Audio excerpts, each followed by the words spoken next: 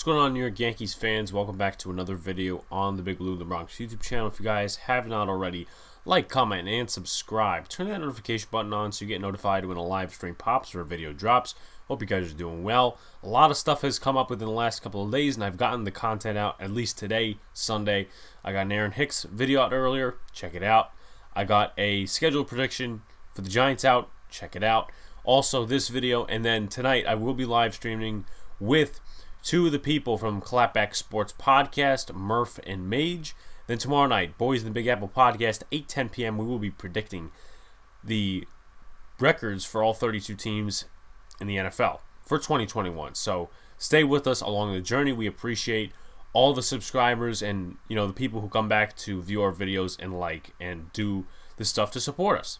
So with that being said, let's go over the newest series. The Yankees won 2-1 in this series against the Baltimore Orioles. They will be facing the Texas Rangers tomorrow, I think around 8:05 p.m. in Arlington at Globe Life Field. I think it's called the Globe Life Field, Globe Life Park. I remember when it was like something the field in Arlington. I like that field better, but that's not one of my concerns right now. My concern is going over the series. So let's go over it, shall we? So game one, Corey Kluber is on the mound. Aaron Judge, and I'm going by inning and, main highlights and stuff like that. Aaron Judge continues his hot streak. He hits 2 home runs in the game. First inning, he hit a home run. It was a second at-bat of the game for the Yankees just in total. He was the second hitter. And then the bottom half of the inning, Austin Hayes hits a game-tying home run. And then in the top of the fourth, Aaron Judge combats that with a homer. Then Frazier makes a mental base running error, and a lot of Yankee fans, and this is really just not just Yankee fans, it's Giants fans, it's fans everywhere, I guess, content creators, whatever, that use the word hate as in like you hate somebody or you hate something. Now, obviously that's what it means, whatever, but in terms of Gary Sanchez and Clint Frazier, I will explain my stance on that because that will obviously come out later in the video when we're talking about Game 3. So, people are saying, oh, this guy's a Sanchez hater, this guy's a, Frazier hater. Critiquing somebody is different from hating somebody. Critiquing somebody's like, this guy doesn't have a good swing, something like that. If somebody was actually hating on somebody, they would actually throw personal attacks and constantly be rooting against them. Yankee fans, or at least the portion that I know, root for Frazier, root for Sanchez to do good. Unfortunately, they have not done well this season. So, for all the people making content and making fun of people just because they're not sticking to their personal narrative, I don't know what to tell you. Critiquing and hating are two different things. And obviously, when you're in a spoiled fan base, that kind of happens, So, Frazier makes a mental base running error, and I forget it was a line drive or a pop fly. It was in center field. I think Cedric Mullins was the center fielder, if I am correct on that one, the center fielder. Yep, Cedric Mullins. So he dives for a ball. He drops it. Doesn't get it. Usually on a pop fly, what you're supposed to do is run halfway and then come back. If it's like left field and third base, it's still the same thing, but you have to get back faster. So what Frazier was supposed to do there is he was supposed to go a little bit halfway, and if it's in the glove, he's supposed to, go back to first. Now, what happened was he went back early, which means that when he dropped the ball, they had a great play at second base set up, so he was out. So that's a mental base running error, and it corresponds with the rest of the struggling he's been doing this past season. It's all mental. You could say physical mistakes, they come a part of the game when mental mistakes become a part of the game. If you're not hitting, you're struggling, it's going to get in your head and you're going to make more mental mistakes. That's just baseball. That's the game of bad habits. So with that being said, the Yanks got into some fifth inning trouble. It was, I believe, at that point a 2-1 game, and the Orioles actually took the lead. Corey Kluber got into some trouble. Pedro Severino had an RBI double. Pat Valaika had a RBI single, and Trey Mancini had an RBI double. They got on the board at that point, and, well, actually, no, they got on the board in the first inning, but they took the lead 4-2 at that point. But good job by Aaron Judge and DJ LeMahieu. They cut down the runner at the plate, which would have made it, I believe, 5-2, making it a longer and more distant deficit for the Yankees to come back from. Now, with that being said, I honestly thought that Corey Kluber had a nice game.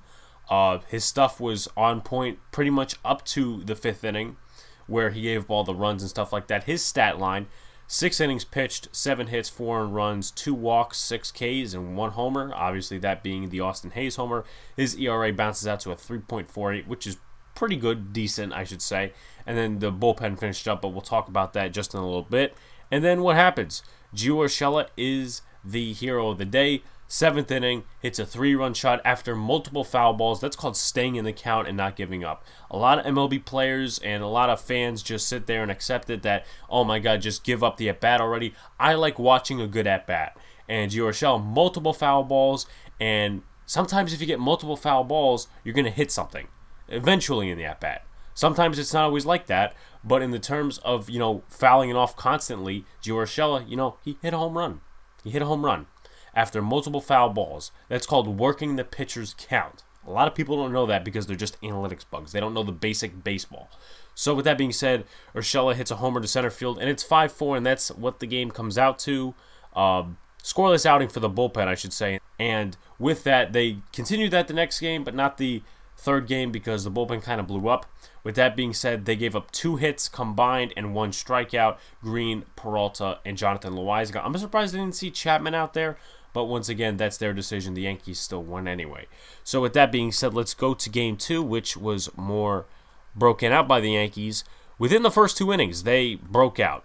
There was a passed ball, Gary Sanchez, a 2-run single, and then once again, Aaron Judge with a 2-run shot, something that is a common theme for Judge in this series, homers. He's hit 4 in 3 games in this series, just foreshadowing. And another solid outing for Domingo Germán. In that aspect, he did give up 1 run in the bottom of the 6th, but nothing major. In that aspect, his total stat line: 6 innings, 4 hits, 1 earned run, 2 walks, 6 strikeouts, a 3.62 ERA. That's what I like to see out of Domingo Germán. And I really love to watch him proving the haters wrong. And I know I mentioned something about criticizers and haters earlier, but there were people at the beginning, and once again, what he did wasn't right with his wife and that one party for CC Sabathia or whatever happened that night. And people say, oh, get him off the team. When he started struggling, everyone's like, get him off the team right now, blah, blah, blah, blah, blah. He started proving those haters wrong, and everyone has shut up ever since. Domingo Germán, he's slowly returning to that 2019 self, I believe. That's when he had like 18 wins. I'm pretty sure. But Domingo Germán, once again, dominant outing. The bullpen finished it up very nicely. An unearned run for Sessa, but in that case, he was the only bullpen arm to give up a hit, or 2 hits, I should say, and he also got a strikeout. But once again, another solid outing there.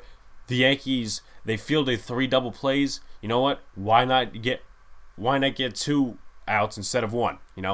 There was a one common thing this season for the first couple of games. They kept hitting in double plays. Now they're fielding double plays. That just shows the amount of good stuff you're seeing and progression out of this team in general after their very, very rough start. They're still trying to get out of there. Now, also to note, and I'll actually eat my crow a little bit on this. I won't eat it totally, because I've been very critical of him. I'm not a hater, but I'm very, very critical of this dude, Tyler Wade. He had a heck of a day, despite getting caught stealing at second base by Chance Sisco, who is probably one of the best catchers in the league. In terms of throwing out runners at second, he had 3 hits on the day, 3 for 4. He had 1 K, and at that point in the game, now I'll obviously remark his batting average because I think he did start today. Batting average at that point was a .316. He hasn't gotten a lot of at-bats, but he hasn't impressed me either. And in that case, he did impress me, and the Yankees just totally went out there and had another great game. 8-2 Yankees, Domingo Germán with the win, Lopez with the loss.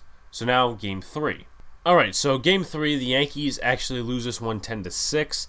This was better than their last third game that was against the Rays. I would rather watch this one because at least it was close for a while, unlike the Rays game where they just lost 9-1 and completely gave up at the end.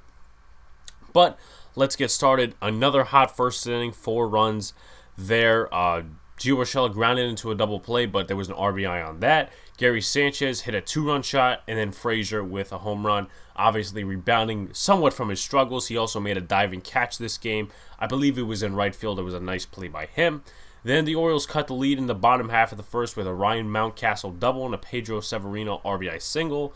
Then Aaron Judge comes back and hits his 4th home run of the series, and now he is among the leaders in home runs. Ronald Acuna is one of them. I forget who the bunch of them are, but Ronald Acuna is definitely one of them. And definitely after the couple of days that Judge has had, at least going into the Rays series, this is a good rebound for him. He has 12 home runs on the season. Great job, Aaron Judge. Now, Monty struggled in the bottom of the third and allowed the Orioles to tie the game. Ryan Mountcastle sac fly, Maikel Franco RBI double, and a Freddie Galvis RBI single. Unfortunately, from there, it only got worse. Michael King in the bottom of the fourth. Montgomery had a lot of pitches. Let me see how many pitches he actually threw because they did not let him go back out for the fourth. Montgomery threw 76 pitches in 3 innings, and that's not necessarily good. So I guess I agree with that in terms of taking him out. Michael King didn't do good from there. Actually got the loss this game, which I'm very disappointed in him in the last 2 starts, or at least appearances, I should say, because he's just blown the lead open. He gave up like a 3-run home run in the Rays game, or at least gave up 3 runs in that game. And this game, he gives up the game, I should say. He got the loss, gave up a Trey Mancini RBI double, then Wandy Peralta opens it up even more with a Maikel Franco 2-run shot. And despite the late efforts, the Yankees fall 10-6. They had a little rally going. DJ LeMahieu, I believe, had an RBI single, but Luke Voit struck out. I'm surprised he was hitting, hitting second, honestly, because that's not really where you put him. Third, fourth, fifth, maybe, but I don't see him batting second. And also, Ryan Lamar went 0 for 2 in his Yankees debut. The bullpen leaks in that point, and very disappointed in the bullpen. I could understand, if the offense wasn't great, and I know they weren't great towards the end of the game, but in terms of just giving up the lead, I didn't really like what they exhibited this game. Lucas Ludge, he was great. He was the best out of the pitchers that didn't give up a run. And, well, he was the only pitcher that didn't give up a run, but in terms of being the 5 pitchers out there, Ludge was the best. Montgomery gave up runs. King gave up runs. Peralta gave up runs. Sessa gave up runs late. And they just never gave the offense a chance to get back in the game. That's where the energy kind of sinks. And something I will remark on before we end this video is that the Orioles right now, I believe they're 17-23, right? So, with that being said, I really like what they did this series. A lot of 2-out hitting. That is called situational hitting. I really like to see that. From a baseball perspective, yeah, they're the Orioles and, they're our rivals, and I'll always see them that way. But if you can get 9 out of 10 runs with 2-out hitting, man, you can compete in any game. Only if their pitching was better in this series and if their hitting was more consistent. If you can hit with 2 outs, you can compete against any team. That is just impressive stuff. And when I learned that stat, or at least, heard people talking about, hey, they scored 9 out of 10 runs with 2 outs, that you cap off with that one. I'm sorry. I don't bow down to rivals at all, and I will never bow down to rivals. But in that case, you hit with 2 outs against the Yankees, no less. Listen, that's a great job by them offensively in a game in a modern day baseball where strikeouts or home runs is the result. I really do just admire them for that, and I really wish the Yankees would take that on. But with that being said, I also like being hated by the Astros community because if you guys don't know, Kush the Hub. So I'll tell a story right here, and I'll also tell it tonight on the live stream. But Kush the Hub, he is known on Twitter for rubbernecking different girls, models, whatever. And with that being said, he tried rubbernecking on this one Astros fan.